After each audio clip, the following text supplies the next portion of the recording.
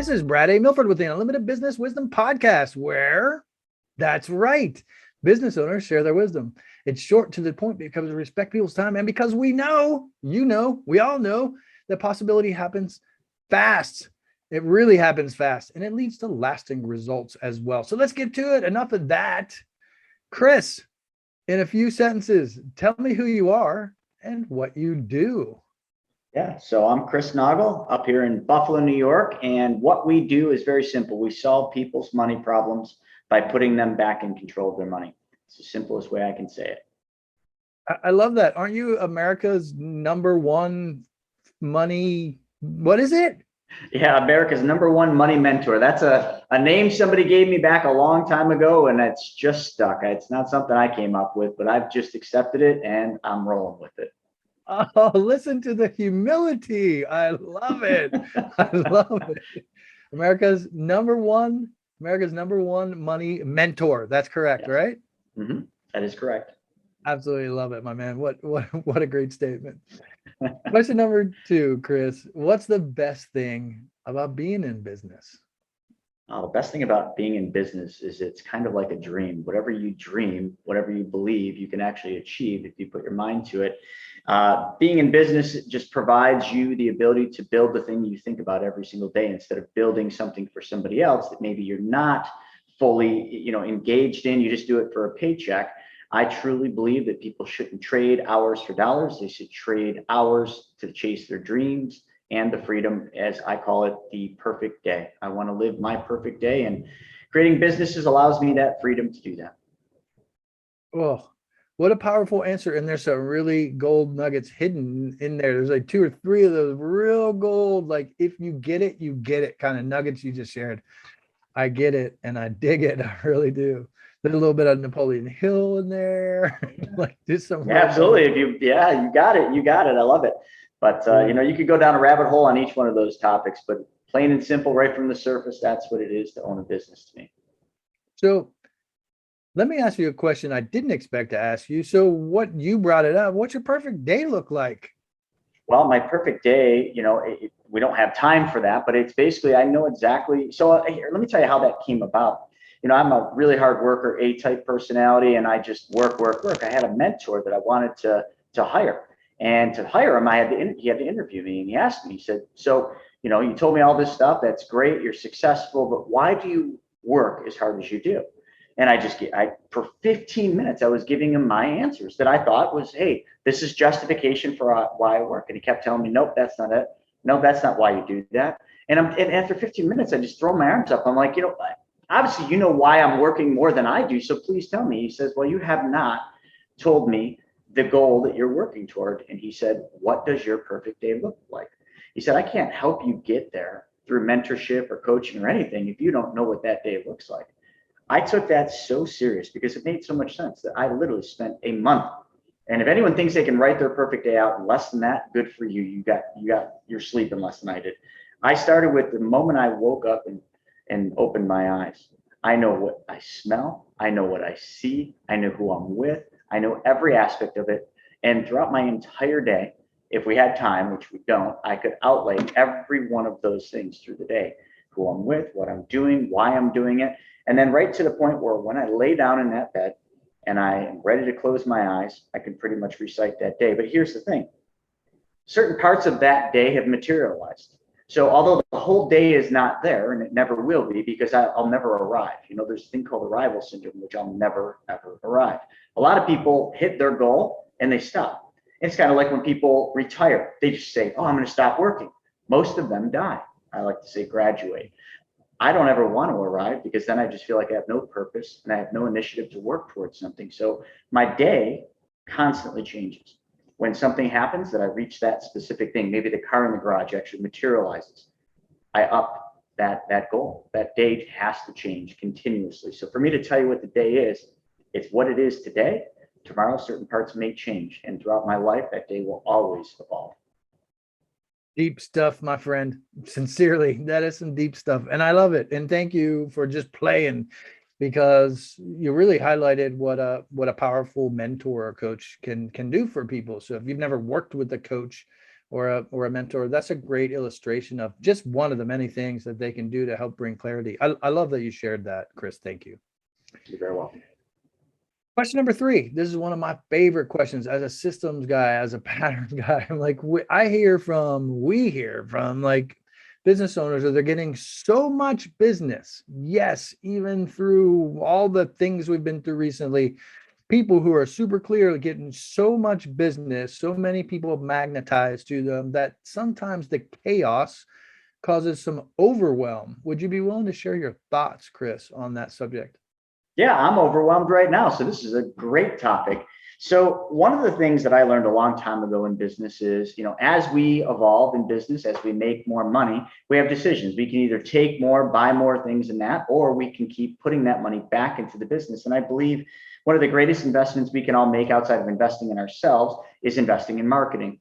So I am continuously, as we make more and more, putting more and more into marketing, which creates more leads, more calls, which also creates massive problems, because it's great to want more business, but if you don't have the processes and procedures to handle that business, well, now you've got yourself a brand new problem that you've never had. One of the best problems, but also one of the worst problems when you're in it. I'm there right now. And the one thing that we do have is very good processes, very good systems, and we have an unbelievable rock star team. But you eventually I don't want to say you outgrow the team, but the team gets work to their maximum potential. And you can only push them so far. So at that point, you have to expand your team. And that's what we've been doing. But expanding a team is tough, because when you build a team, and it's been that way for a while, you have a culture. And bringing new team members in to facilitate this newfound business that has to get taken care of, or at least we think has to be taken care of right then and there, otherwise we're going to lose it. That requires bringing in outsiders into a culture that's very stabilized and very secure. So what we've had to do is we've literally had to develop processes for something I never thought I'd do, which is, how do we create a culture for someone new coming in? How do we expose them to what we have? How do we teach them that the culture is the single most important thing, and that is never to be broken? And if it means costing us business, or if a client doesn't fit, or that person that we're bringing on to the team doesn't understand the culture and just doesn't seem like a good fit, you got to fire fast. So that's been our hardest thing right now, is we pretty much hire just from within our clients.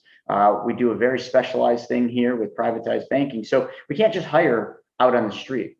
So it's been interesting, but what we've basically done to facilitate that is all of the team members have taken on challenges to do more. Work one weekend a month, or work, a night till 8 o'clock at night to facilitate the business. So I think just the simple answer is it's a good problem, but we all hopefully will have that problem. And when you do, don't rush to fill or plug the hole. Take some time in who you hire, who you bring into your team, or what systems and processes you build. Because if you build them wrong, trying to facilitate that big growth, it could crash and burn, which would be far worse than losing a couple customers because you weren't ready for this massive growth. Absolutely love everything you just delivered, Chris. It's so powerful. And it's such a great conversation, not one that you often see like out on social media today or on the internet. Like it's an internal, business growth pain kind of space. Mm-hmm. And so I really appreciate what you shared, especially about, it's not just about the systems, but the systems need to support the people, which you highlighted, right? And support the team. That's the point of it all, right? I agree. And so I love that you shared that. So I think a lot of people today are chasing the almighty dollar, trying to make as much money, but they're sacrificing things that later will cost them that dollar that they made today, because they just didn't prepare for it. They're rushing to fix and plug holes and put band-aids on. Those band-aids come off, and then all of a sudden you got a big problem. Maybe I've just been in business a very long period of time where I've seen that happen, but I'm very slow to build the team. And if that costs me customers, that's just cost of doing business. Yeah, I'm with you. Would you agree then, hire slow, fire fast? I think you 100%. alluded to that. Yeah, 100%. Yeah, but in my old days, no, I would never have done that. I would have hired fast just to get all the business, and I would have lost sleep just because I'm thinking, oh my God, I'm losing customers. If those customers are really going to be customers that are going to stay with you, they will wait, because patience is a virtue. Isn't that the truth? Deep value, my friend. If you missed all those nuggets he was sharing, I want to encourage you to just scroll back a little bit and really, because once again, a whole lot of value just wrapped up into, a short, brief statement. So thank you, Chris. Appreciate you. Question number 4. This is a fun one. What other successful business owners, like yourself, of course, Chris, should be on the Unlimited Wisdom podcast? Well, I know a lot of them, but one in particular kind of stands out just based on what we've gone through so far up to this point. His name is Chris Root. He was known as one of the top wholesalers in the country, but he has pivoted his business, and now he really focuses on building mobile home parks and buying mobile home parks the same way he used to acquire properties for wholesale business, which I think is fascinating because he's out there searching for the deals, the gems in the mobile home park industry. He's a great businessman. He's very shrewd and he's very to the point, but he has had massive success, and it will be long-standing success because he has good principles, a great business, an unbelievable team, and just a desire to outwork just about anybody I know. I love that. I look forward to connecting with him. That is, I'll just add what you shared already. That is a huge business right now. Yes. Big trend on that. And with storage, I know storage is another huge trend for anybody listening, for looking for investments. I know those two are just growing right now. Appreciate that. I look forward to connecting. Let's get to some wisdom. Chris, what do you think? Absolutely. Absolutely. Wisdom is something that's earned, not let's just dive right into it. You nailed it, man. It is, right? Wisdom and experience come through actions. They're not bestowed upon you from book, right? What piece of wisdom, Chris, would you share with other business owners? Yeah, and I'm going to recite a quote by Will Rogers because I think this is purely wisdom. He says, "The biggest problem in America is not what people don't know." Will says, "The biggest problem in America is what people think they know that just ain't so." That is probably the single sum up I can give you for wisdom, because in today's world of FOMO and people chasing unrealistic returns, because we're in strange times, I think a lot of people are missing simple, old school wisdom of people that have been there, done that, failed at doing that, and have gained the wisdom out of time and just experience. Where a lot of new people, yes, there's a lot of new wealth, there's a lot of new ways to make money, but it's not about making money or getting rich. It's about keeping it. And wisdom is how you keep your wealth. And getting rich, well, it looks good on paper. It's fun to chat about on social media, but you know what? Those that seek unrealistic returns shall give back the money, and their wealth will flee them. So it's a very important lesson in today's times, because being in the money space and, kind of having that title and knowing a lot about it, I think a lot of people, unfortunately, it's just all about failing to learn, are going to realize some really hard times because they lack wisdom and they fail to go out and seek somebody that has the wisdom they need. They're just arrogant. I love what you showed that. You just touched a point that I think is timeless, my friend. Just today, it's definitely in today's world, and today with the information age that we're in, and there's so much information out there, right? But you touched a point that really struck a key with me, because being in business as long as I have and as long as you have, we see these things that maybe some newer people don't see. And that is, you nailed it. You completely nailed it. And that is, it's not about getting it. It's about keeping it. It's the sustainability. Almost anybody today, at least from my perspective, what I believe and what I've seen, is anybody can go out and build a business and make some money, which is great. And it's really not hard to do. All of the steps, the information is all out there today on the internet on how to do that. The real key, though, is sustaining it. So I absolutely love the way you delivered that, Chris. What advice would you, I imagine you see these very common or frequently asked questions or very common mistakes from your perspective. What advice would you give someone who's a little newer to the space in how to not just make it, but sustain it? It's very simple. Focus on solving other people's problems every single day of your life. Stop worrying about your problems and the things you want and the material things that, can be bought with the money that you're making today, which is easy to make. Start changing everything and give your best stuff away for free. go out there every single day you wake up with the intent to solve other people's problems. And if you do that one thing above everything else, there is no way possible that you cannot succeed to the wildest, craziest levels of your imagination. But if you violate that law, if you start focusing on, oh, I'm going to give, or I'm going to help this person because I'm going to get something for that, if you put yourself in that equation, again, your wealth will flee you. Chris, I hear a little bit of maybe there's the notion of Zig Ziglar's quote in there, but help somebody else. You want to get what you want, help someone else get what they want. Yeah, absolutely. Help enough people get what they want, and you will get what you want. And I call me just a history buff. I study history probably more than anyone else. I'm a nerd with it, but I also study stories. And a lot of what I do today is based on principles that were done back before Christ. I mean, the richest man in Babylon, the principles and the wealth, the laws of gold back then. I apply those in today's world, and I'm writing a book called The Laws of Wealth, which is the new version of The Richest Man in Babylon. It's so simple, but so complicated. The laws, there's only 6 of them. They're not hard to follow, but they're so easy to break the laws because of greed, FOMO, and everything that's happening in today's world. I see it more than just about anybody, and it's sad because I know the outcome, because it's the only outcome that can happen, and it will. It's just a matter of time. Chris, I wish I would have connected with you in my younger years before I lost it all, my friend. That's all right. I lost it all 3 times. So if you connected with me in my younger years, we would have both been chasing the FOMO, losing it together, learning through failure, and then gaining the wisdom to not do it again. I love it. Powerful lessons, man. Definitely. They're simple, but they're brilliant, and they're timeless principles. And that's what anybody listening or watching, please hear that. Everything you've shared, Chris, has been based and backed in a principle, timeless principle. That's what I love about what you shared. Great stuff. Thank you. So thank you. What I want to dive in a little bit to the team. So I know you're building your team and that kind of thing. So what would you?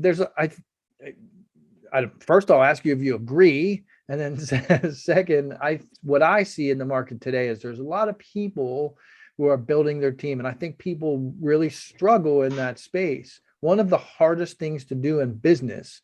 It's easy. Well, it's not easy. Let me not say that. Correct myself. It's one thing to be a solopreneur. It's a different thing to have a team. So is there any advice that you would give someone from the years of experience that you have in how to start building their team and how to continue building their team? Yeah, building a team, a lot of people want to hire somebody and then train them to be what they want. And I think the smarter thing is to take principles from like Netflix. Okay, there's a book called Powerful, written by the HR director, or the old HR director of Netflix. And what Netflix did was kind of what Steve Jobs did with Apple, and some would say it was the impossible. To do the impossible and to do things people don't believe are possible, you have to have a team that is built that can get you there. And building a team like that doesn't mean you hire somebody and train them to be what you want. It means going out and finding the best of the best and then bringing them onto your team, only teaching them your culture and your vision. And then because you brought on the best, they then can take you where you want to be because they've got the knowledge and the wisdom because they've already done it for somebody else. Now, the caveat to that is these people have to be paid a lot. But the other thing you have to realize in building a team is, people are only motivated so much by money. Everybody thinks, oh, pay them more and they're going to come. No, it's not. I have learned, and this is the hardest thing because I always thought the same thing. Okay, pay, the person more money and you get the better person. That's not it. People at certain levels of success aren't chasing money. The money's important, it's the carrot, but they want to chase culture and they want to be part of something bigger than them. They want, and because they believe in the universal law that we talked about with helping others, they want to solve other people's problems and they want to be part of something bigger than them that will outlive them so that their legacy, the stamp of their name is on that legacy that they helped build. When you can project your vision of what you're building in your company or your organization to somebody else, and then you can go out and find the people that fit that vision, not people that you think you can mold into that vision. That will never work. But you find the people that will fit that vision. It doesn't matter what you have to pay them. And not only just don't just offer them big pay, offer them incentives that if they hit the goals and help you build that company, that you will take them on that journey to whatever levels of success that is. And that's how you build a good team. And again, the book that I gotta give a lot of credit to, what I've learned, is called Powerful. And it's all about Netflix and how they did what they did. And it is not what you would think about how a company would hire and how a company would build a team. Absolutely love it. Leadership principles, timeless principles, values. I mean, without even saying the word values, you actually delivered how values really create a culture. I absolutely love how you're tying that into culture, and it's really powerful stuff. And so I think there was a time when values didn't matter. Maybe money did matter, maybe years ago. I don't know. But I know there are tons of studies that, say that it's not money, it's recognition and these other things that you just delivered, that you just spoke into, that keep people. People don't, they don't leave companies, they leave leaders, right? I think that's said. So yeah, and thank you, You Chris. got to lead from the front. Indeed. And you, my friend, walk the talk.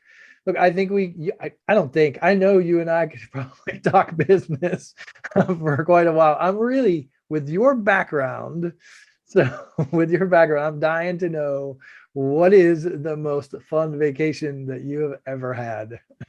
Oh, being an ex-pro snowboarder, I have seen some of the most beautiful places in the world. And also I'm an avid surfer. So when you asked that earlier and I read that, it's a hard one because I've seen so many beautiful things, but I'm going to go with Baldface. So many of you won't know what it is. It's a place way up in Canada, and it's in the mountains. It's not a resort. It's a couple cottages, and you have to take a helicopter up there. And then once you land, then cats or helicopters will take you to different peaks that you snowboard and you ride this. Now, the reason I say this is one of the greatest places is when you're that high in the mountains and you realize that there's no one coming to save you should something go bad because you're on the top of the mountain, you got there in a helicopter.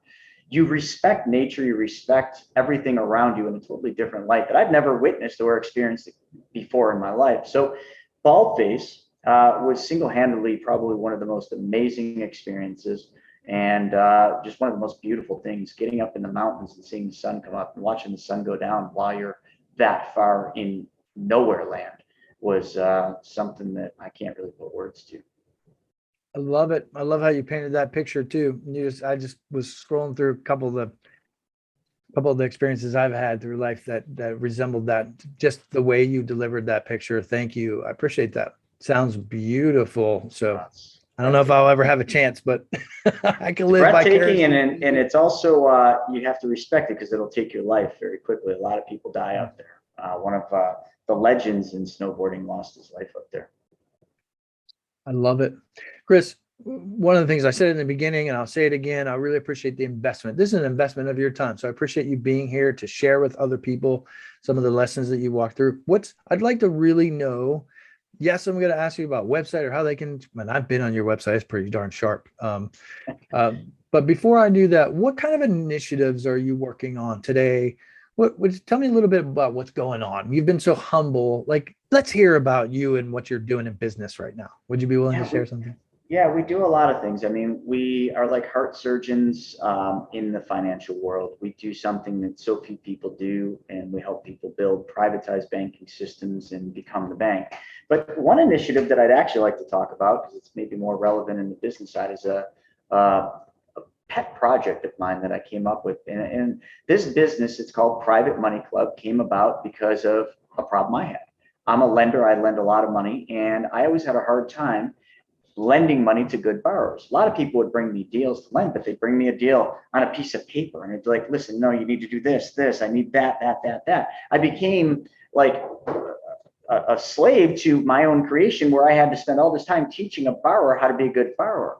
So what I started doing is I started creating processes and procedures of what would make a good borrower. I called it the perfect loan proposal. And then what I did is I said, all right, well, if I'm going to find good borrowers, why don't I build a community of good borrowers? So I started, picking out the best borrowers that I was lending money to, and I invited them to come into this community, and I gave them preferred rates, no points.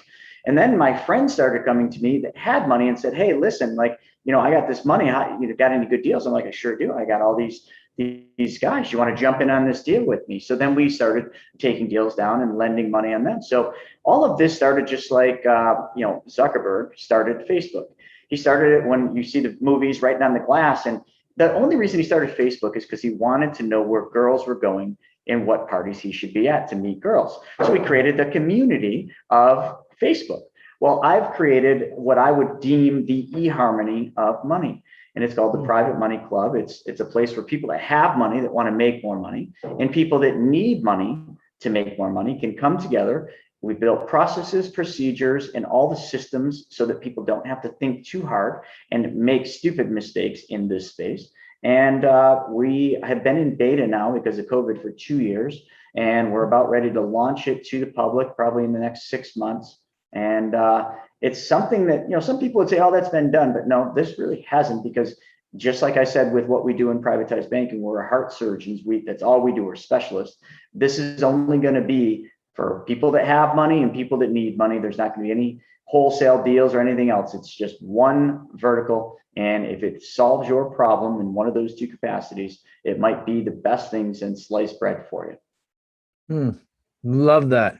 And that sounds like a really cool project. So I know what kind of work goes into that. So congratulations. I celebrate you, my friend. I'm looking forward to you launching that. So I imagine that was extremely challenging during. Still is. Oh, yes. I mean, everything that we've designed with it been ground up. So, when you create something, and this is kind of my big creation, I wanted to control end to end. I love Steve Jobs, he controlled Apple end to end, and that's what we've done. So building that has, yes, been an absolute nightmare. Love it. Love it. One other question, and then we're going to wrap, my friend. What's one thing? So, in the information age today, and we can read people's bios, we can get on their websites, we can get on social media, and that's one step. And I love doing due diligence before these kinds of calls and everything. What's one thing that maybe people can't tell about you from your bios and socials that you'd like people to know about you? I'm a mama's boy. Yeah.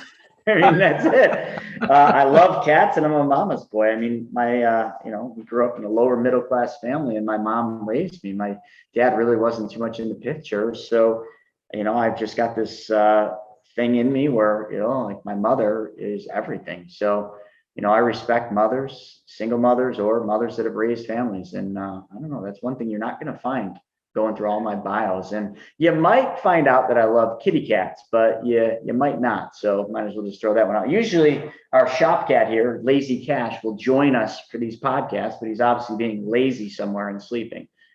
He joined. I was waiting for him to jump up during the podcast. He joined us right before we started. I would have never guessed, not in a million years, that you were a mama's boy. So I kind of relate. I didn't have a father growing up, but I would have never guessed that, my friend. I love that. You really threw me there. I dig it. Chris, thanks. This has been an absolute blast. I appreciate you. Again, the investment of your time. What's the website, social media? When somebody watches this, listens to this, and says, holy cow, I have to reach out to that guy, how can they get in touch with you?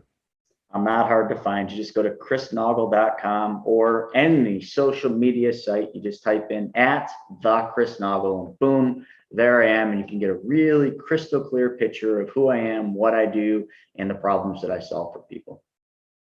Absolutely love it. This has been great. Chris, thank you. This is Brad A. Milford with the Unlimited Business Wisdom Podcast, where business owners, Chris, brace yourself. They're making 5 figures, 6 figures, 7 figures, 8 figures, 9 figures, 10, 11, 12. Look, it's not, brace yourself, Chris. It's not all about the money. I think you'll appreciate this message. It's also about them sharing their wisdom globally and creating impact. That's what it's really about. Thanks for joining us, everybody.